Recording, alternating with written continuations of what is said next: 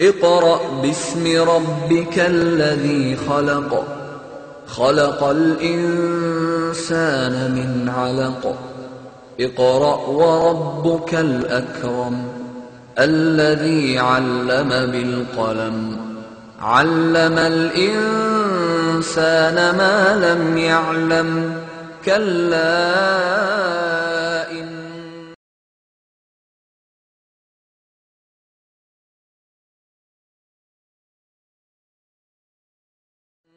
السلام عليكم ورحمة الله وبركاته.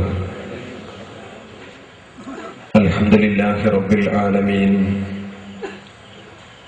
والصلاة والسلام على سيدنا محمد وعلى آله وصحبه أجمعين أما بعد. ഇന്ത്യയിൽ ഇസ്ലാം മതത്തെ അഭംഗുരം പ്രചരിപ്പിച്ച പ്രധാനപ്പെട്ട രണ്ട് ഘടകമുണ്ട്. ഒന്ന് ചാതുർവർണ്ണ്യം മയാ സൃഷ്ടം ഗുണകർമ്മ വിഭാഗശാഖ. 4 വർണ്ണം ഞാനാണ് സൃഷ്ടിച്ചത്, അത് ഗുണകർമ്മങ്ങൾ നോക്കിക്കൊണ്ടാണെന്ന ഭഗവത്ഗീതയുടെ അധ്യാപനത്തിൽ നിന്നുകൊണ്ട് മനുഷ്യനെ വിഭജിക്കപ്പെട്ട കാലം, ബ്രാഹ്മണനും ക്ഷത്രിയനും വൈശ്യനും ശൂദ്രനുമായി വിഭജിക്കപ്പെട്ട കാലം. അങ്ങനെ മനുഷ്യനെ വിഭജിക്കാൻ പാടില്ല എന്ന് പറഞ്ഞുകൊണ്ട് സമത്വത്തിന്റെയും നീതിയുടെയും സന്ദേശത്തെ പഠിപ്പിച്ചു കൊടുത്തത് ഇസ്ലാമാണ്.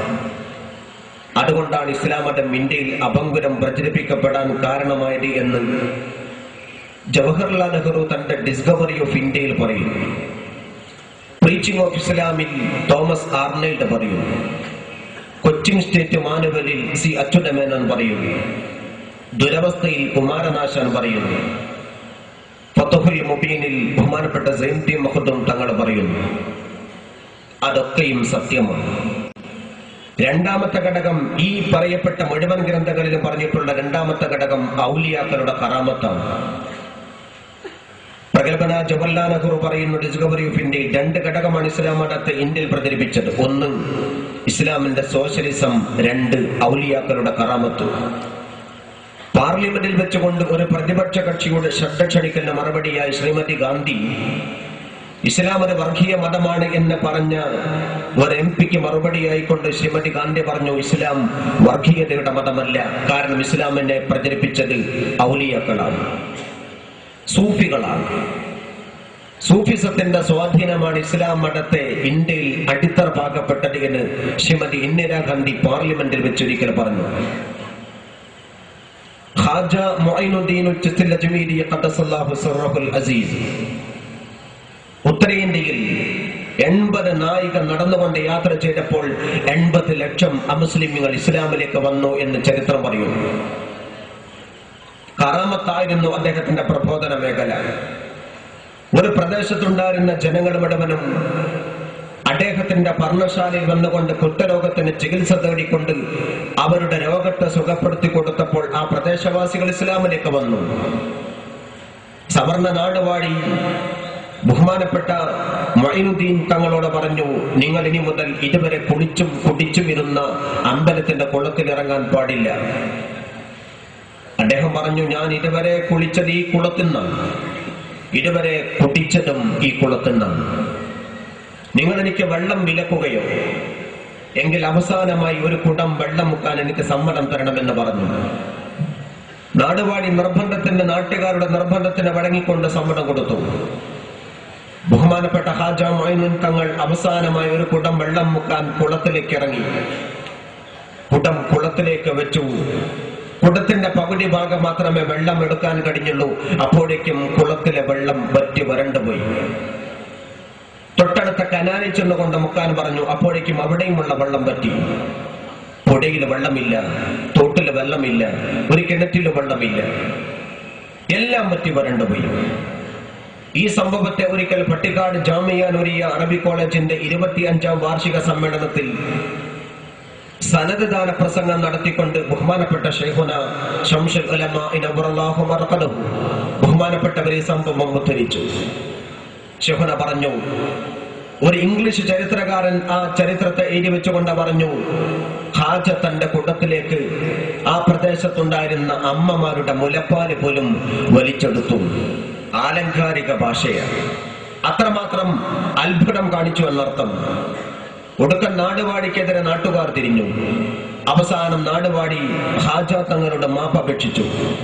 ബഹുമാനപ്പെട്ട ഹാജ മൊയ്നുദ്ദീൻ ചിസ്തി തങ്ങൾ പറഞ്ഞു, പടച്ച തമ്പുരാന്റെ ദൈവത്തിന്റെ വരദാനമാണ് കുടിവെള്ളം.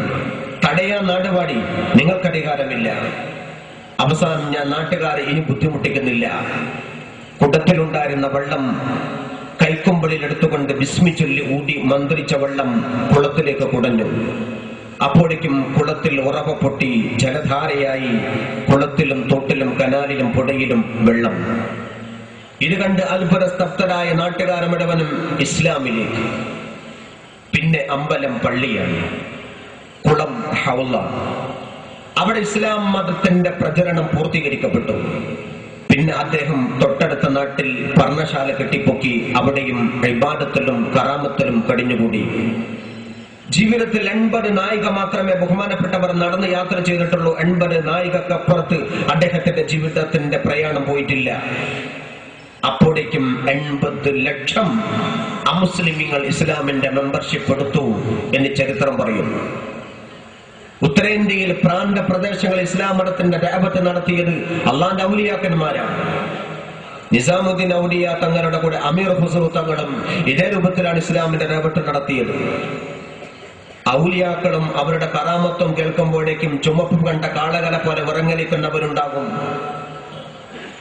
നമ്മുടെ കേരളത്തിന്റെയും ദക്ഷിണ കേരളത്തിന്റെയും എല്ലാ ഭാഗത്തും അങ്ങനെ ഇസ്ലാം മതത്തിന്റെ പ്രചരണം ഔലിയാക്കളുടെയാണ്. മമ്പറം സയ്യിദ് അലവി തങ്ങൾ ദീനിനെ പ്രചരിപ്പിച്ചത് കറാമത്ത് കൊണ്ടാണ്.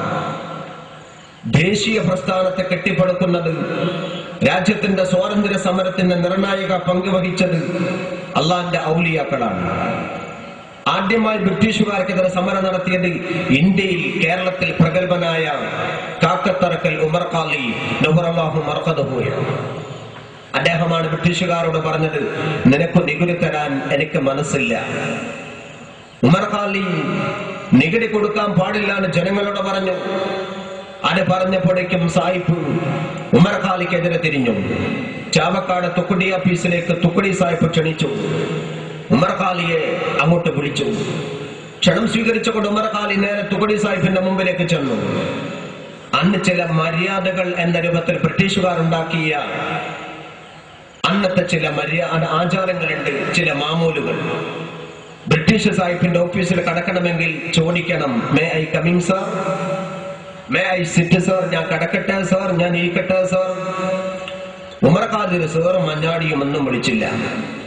നേരെ കടന്നു ചെന്നുകൊണ്ട് കസേര വലിച്ചിട്ടുകൊണ്ടിരുന്നു.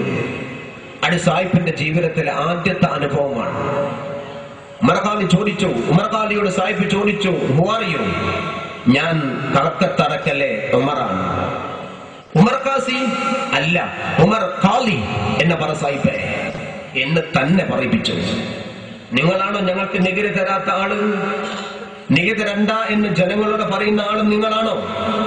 ഉമർ ഖാലി പറഞ്ഞു, അതെ ഞാനാണ്. എന്താ അങ്ങനെ പറയുന്നത്?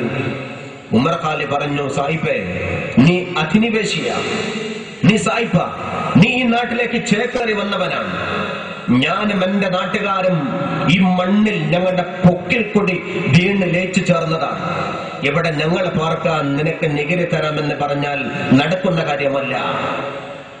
ഉമർ ഖാലിയോട് പുലഭ്യം പറയാൻ തുടങ്ങി സാഹിബ് ഇംഗ്ലീഷിൽ. അവസാനം ഉമർ ഖാലി തിരിച്ചടിച്ചു, മാതാ തഖൂലിയ ബത്വാൽ, തെമ്മാടി, നീ എന്ത് പറഞ്ഞടാ എന്ന് പറഞ്ഞുകൊണ്ട് തിരിച്ചടിച്ചു. മുട്ടി ചുരുട്ടിക്കൊണ്ട് ഉമർ ഖാലി സാഹിബിന്റെ നെഞ്ചിലെ ഒരൊറ്റ തൊഴി. ഇടികൊണ്ട സാഹിബ് മലർന്നു കെട്ടി വീണു. വീണ് കിടക്കുന്ന സാഹിബ് പറഞ്ഞു, യു ആർ അണ്ടർ അറസ്റ്റ്. ഞാൻ അറസ്റ്റ് ഭരിക്കാനാണ് വന്നത്, എന്നെ കൊണ്ടുപോയിക്കോ. ഉമർ ഖാലി 2 കൈയും നീട്ടിക്കൊടുത്തു. ആമ വെക്കാൻ പോലീസിന്റെ ധൈര്യം വന്നില്ല. അവസാനം മഞ്ചൽ കൊണ്ടുവന്ന് ഏറ്റിക്കൊണ്ടുപോയി കോഴിക്കോട്ട് പുതിയ സബ് ജയിൽ കൊണ്ടുവന്ന് അടച്ചു ഉമർ ഖാലിയെ. ബഹുമാനപ്പെട്ട നമ്മുടെ ഉസ്താദ് റഹ്മത്തുള്ളാഹി ഖാസിമി വേദിയിലേക്ക് കടന്നു വരികയാണ്.